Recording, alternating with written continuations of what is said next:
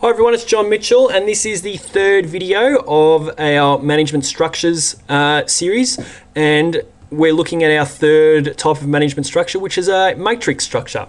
And what that does is it brings together specialists to work in teams on particular projects or problems. So there's some key words there is that they're working in teams and they're working on projects or problems. So what it is, it's a mixture really between a functional and divisional structure, and it's often good for project-based organisations or where the projects change regularly. Now you can see here we've got, it says product, but they could easily be a project or something like that down the side here. And then across the top, we've got really the functions. So HR, marketing, finance, manufacturing, which is operations, etc., etc.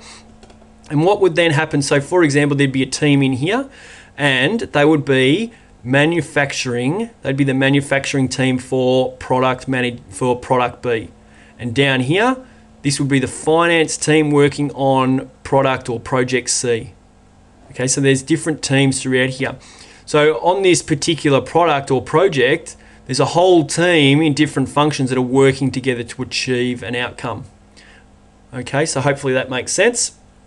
The advantages is increased flexibility and enhanced teamwork and enhanced communication. We can sort of link those three together. So flexibility is that these projects or products can be changed regularly, and then the communication, because they're working, it's improved communication and teamwork because they're working in teams on a particular project. So that's a real positive. Pooled experience and improved problem solving. Again, if I go back, because they're working on a particular product or project here in teams, there's experience gained from all these different functions and they're working together on the same thing. So that's where you can get different perspectives from people with different experiences.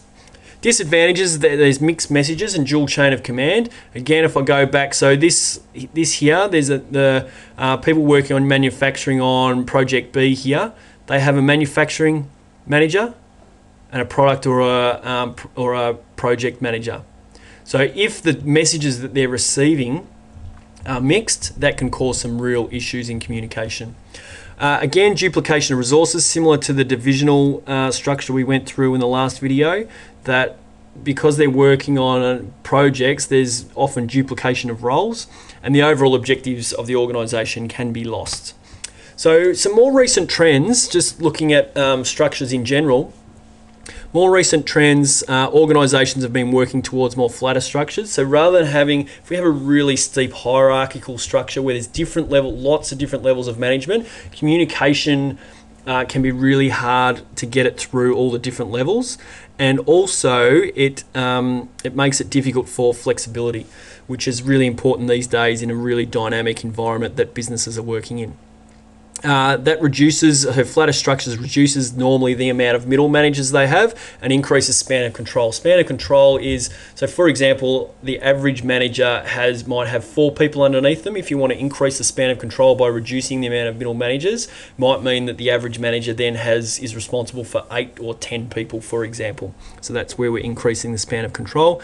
That can save costs and improve communication because we're reducing the amount of levels and the amount of managers, and it also enhances flexibility, which I mentioned before. And really, recent trends, the employers are often given more responsibility and empowered to make decisions because of these flatter type structures. So just to recap on the 3 videos that we went through, management structure is the way in which the parts of the organisation are arranged, and we had a functional, which divides labour by similarity of function, divisional, which divides labour by product, service or location, and a matrix structure where specialists come together to work in teams on projects or problems. So for activities, questions on more on management structures, then come on over to teachingbubble.com.